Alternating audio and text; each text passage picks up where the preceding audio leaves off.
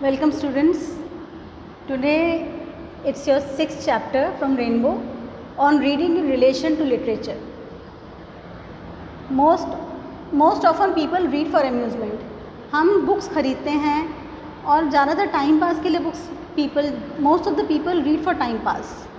इसमें इस चैप्टर में यही बताया गया है कि एक बुक होती है जो खाली टाइम पास के लिए हम मूंगफली टाइम पास करते हैं, जैसे हम कोई नशा कर लेते हैं, जर्दा खा लिया, वो खा लिया टाइम पास के लिए। ऐसे ही हम लोग बुक्स भी खरीद लेते हैं जिसका कोई मतलब नहीं है, जो हमें कोई छाप नहीं छोड़ के जाएगी हमारे ऊपर, कोई हमारे अंदर कोई डीप मीनिंग, कोई हमारी ग्रोथ के लिए कोई उसमें कोई ऐसा कुछ नहीं मिलने वाला तंत्र। तो ऐसी बुक्स हम लोग खाली अम्यूज़मेंट मतलब प्लेजर के लिए, अपनी खुशी के लिए खाली खरीद के पढ़ लेते हैं। इसमें चैप्टर में 3-4 तरीके की बुक्स का बताया है। जैसे कुछ बुक्स तो खाली हम टाइम पास के लिए पढ़ते हैं, कुछ बुक्स होती हैं जो फिक्शन और रोमांस, उनमें भी हम पढ़ते हैं, उनमें भी कोई प्लॉट होता है, कोई नॉवल है, जैसे कि कोई फेमस नॉवल है प्रेमचंद का, या कोई इंग्लिश में थॉमस हार्डी का नॉवल है, तो उनमें कुछ मीनिंग होता है, कोई प्लॉट होता है, कोई पूरा एक कैरेक्टर्स होते हैं ढंग से, उनको बड़ी साइंटिफिकली बनाया गया होता है। कुछ बुक्स ऐसी होती हैं, कुछ बुक्स होती हैं साइंटिफिक, जो हम साइंटिफिक बुक्स हैं, कोई हमारी थ्योरी बुक्स हैं, फिजिक्स केमिस्ट्री सब चीज़ों की, ये सब हमारा बड़ा डीप स्टडी और हार्ड वर्क मांगती हैं और उनके नए नए मीनिंग हमें समझ में आते हैं जब हम उसको ढंग से और बार बार पढ़ते हैं। कुछ बुक्स होती हैं जैसे great books like Gita, Ramayana, Quran, Bible, ये सब तो जनरेशन्स आफ्टर जनरेशन्स, पीढ़ी दर पीढ़ी लोगों को बहुत गहरे अनुभव देकर जाती हैं।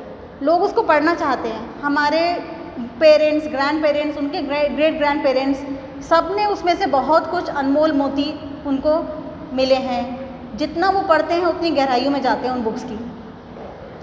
अब they have pass the test of time, these great books ने they have pass the test of time, वो टाइम को क्रॉस कर चुकी है, वो उनके लिए टाइम की कोई वो नहीं है। आज से 500 साल पहले भी रामायण गीता की वैल्यू थी, कुरान बाइबल की वैल्यू थी, आज भी है, आगे भी रहेगी। लेकिन अब ये इस तरीके की अलग अलग टाइप की रीडिंग के बारे में पार्ट है ये। अब मैं इंग्लिश में पढ़ के आपको बताती हूँ।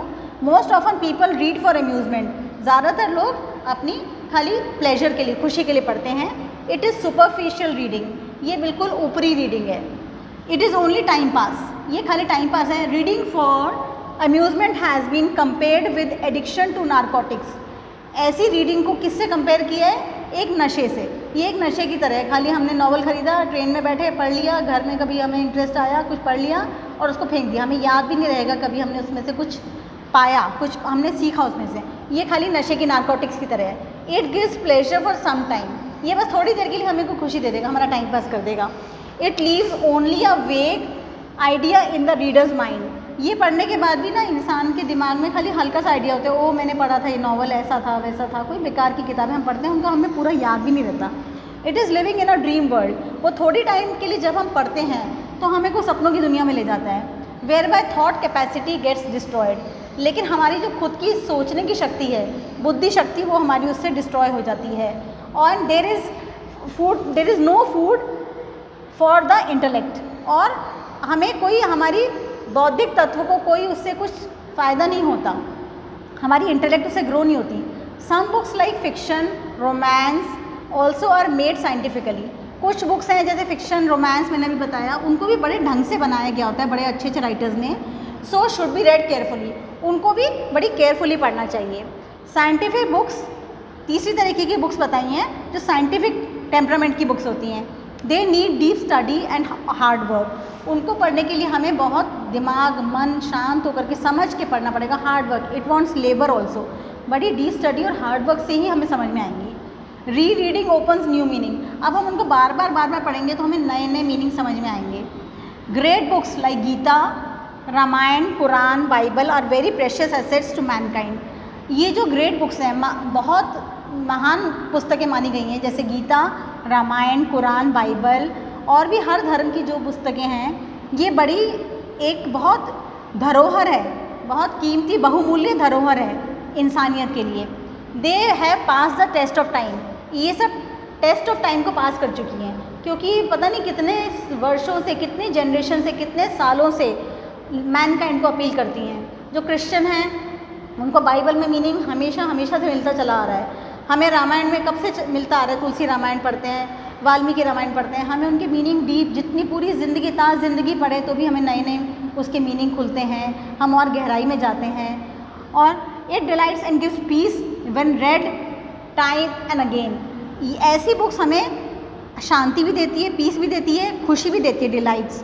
और जितनी बार भी हम पढ़ते हैं टाइम एंड अगेन, बार बार पढ़ेंगे तो बार बार और नए नए मीनिंग अनफोल्ड होंगे हमारे सामने ऐसी ग्रेट बुक्स के। They grow exactly in proportion to the reader's mind. इनका जो ये ग्रो करती हैं, इनका they grow exactly in proportion to reader's mind. जैसे जैसे हमारा माइंड विकसित होता है वैसे वैसे इन पुस्तकों के मीनिंग भी हमारे और खुल के सामने आते हैं। They unfold new meanings and solace with time. ये समय के साथ और ज़्यादा हमें डीप मीनिंग देते हैं, समझ में आता है जैसे जैसे हमारा बौद्धिक शक्ति बढ़ती है, और हमें बहुत शांति प्रदान करते हैं। They give substantial matter that appeals to the reader's higher emotions and intellect. ये ऐसी ग्रेट बुक्स जो हैं हमें ऐसा बहुत महत्वपूर्ण मैटर देती हैं जो हमारे अपील करते हैं हमारे हायर इमोशंस, हमारे भावनाओं को, हमारी बौद्धिक शक्ति को, इनको बहुत अपील करती हैं ये सब बुक्स, ग्रेट बुक्स। अब इस चैप्टर का मॉरल क्या है? One should never read trash. हमें कभी भी बेफालतू की किताबें नहीं पढ़नी चाहिए। बाइंग सच बुक्स, ऐसी बेकार की किताबें खरीदना, books and reading them is wastage of money and time.